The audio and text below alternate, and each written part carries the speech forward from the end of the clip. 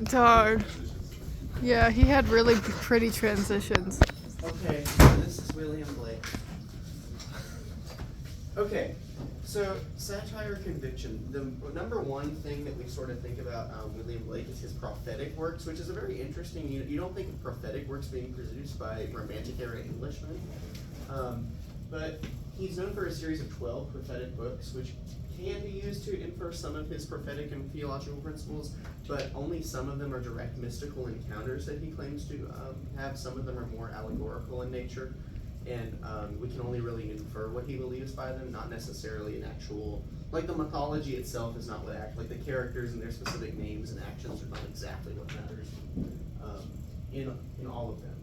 But so he does claim to have mystical visions of God that directly influences philosophy. The influences of Blake's spirituality. Well, see, he was influenced by many heterodox or unorthodox theologians at the time, such as, well, he didn't necessarily hold to any one particular of their theologies. He was heavily influenced by Swedenborg and Michael Servetus, who were both non-Trinitarian theologians at the time, so not believing in traditional Christian ideas of the Trinity. Servetus, interestingly enough, who was executed in John Calvin's Geneva around the same time in the Reformation that was leading up to this era. But so he has a lot of different influences. For instance, it even goes back further than just his contemporaries to mystical Gnostic ideas, which we'll get into a little bit more about what that means in a little bit. So, such as the Albigensians or the Cathars and the Manichaeans. Now, Blake's theology, it's very hard to pin down just one aspect of it because it's a wide encompassing thing, much like every religious system is. He was influenced by the heretic Servetus and the pagan Neoplatonist philosopher Plotinus. Now, Platonism, whenever we say that today, it's just the philosophy of Plato. So, I mean, that's all we mean whenever we say that. Neoplatonism is a rediscovering of this philosophy by philosophers such as Plotinus. He viewed the idea of the divine or the God in much a similar way to Platonism as the monad, which is really just a way of saying the one which everything else comes from. So he sees all other beings as simply emanations or things that are poured forth from this one mystical aspect. And he's very mystical. And whenever we say mystical, we specifically mean it's defined by seeking a Platonic version of Plato's philosophy again of henosis, or union with this divine. Because he sees all things as fundamentally in the same essence of the one, just lesser than.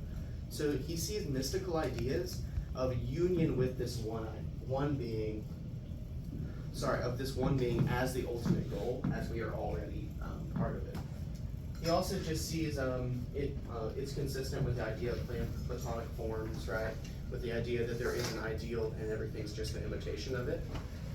Now, Gnosticism, interesting, okay. Gnosticism was a little bit more ancient of his heresies that he's influenced by. And I'm using the word heresies to speak of it from the contemporary Christian point of view of what he would have been viewed as, not necessarily endorsing one or the other right now, or in this presentation. But Blake saw the idea of sin itself and evil as non-existent. So he was what we call an antinomian, or against the law. He doesn't necessarily even believe that the law or the rules established in Scripture are even necessarily binding. He doesn't believe that they exist whatsoever. He even goes so far to say that sin itself does not exist and it's merely an illusion. He's very similar to earlier movements, specifically of two religions, Manichaeanism or Albigensianism, which Albigensians are also alternatively known as the Cathars. These were suppressed groups that were suppressed in the medieval period. Initially, if you've ever heard of the Inquisition, these are the groups that those were originally founded to get rid of. Not witches. Witchcraft was later hereticized. It was actually not even initially considered heresy to be a witch. Very interesting fact. It was just considered a sin among many. Sorry, I'll digress from that point. But this is what the Inquisition would even fundamentally start to crack down on. They believed in the idea of the demiurge. The demiurge simply is a Platonic word again for a creator. So originally in Plato's own philosophy, the demiurge doesn't even have really evil connotations. But as we look into more Gnostic, which simply means knowledge, Gnostic comes from the word gnosis. So these groups are believing they have a hidden knowledge about it. the Cathars and the Manichaeans both believe that the Old Testament God is actually evil, and a distinct God from the supreme God of the New Testament. He believes that this Platonic demiurge or creator God created matter which is fundamentally evil. So they see pure spirit as pure good, and anything that's physical in any manner as completely corrupt and evil. So they see the fundamental reality of our world as something that traps us within the physical constraints of materialism, and Blake believed this also. So he believed that the evil present in the world would fundamentally contradict the nature of an omnibenevolent or an all-good God, and this led to Blake's rejection of the concept of God of classical theism, which is traditionally what most Christians would associate philosophically with their God. He even goes so far as to say that sin itself did not exist, but it was merely a deception from the demiurge. So monism is the what we talked about a little bit earlier, and just a little bit more about what that means for his writings.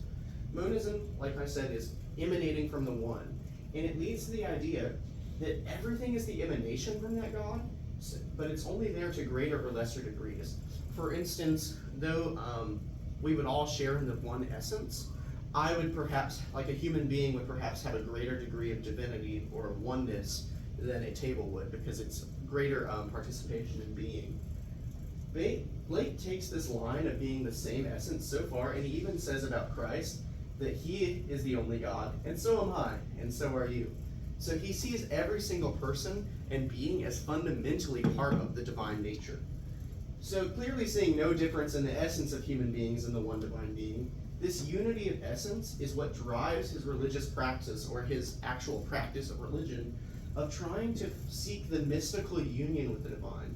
His mystical experiences, he sees them as a way to get closer to this one source of all divinity that we all derive from. He doesn't see the law or the rules that are set down as a way to follow them, as a way to get closer to God, but instead he sees mystical experience, heavily influenced by other mystical thinkers at the time, but with a distinctly heterodox twist. He sees this all as the actual goal of religion. So, in conclusion, William Blake was not really an Orthodox Christian of the time. He was completely outside of religious orthodoxy, yet not necessarily a complete innovator.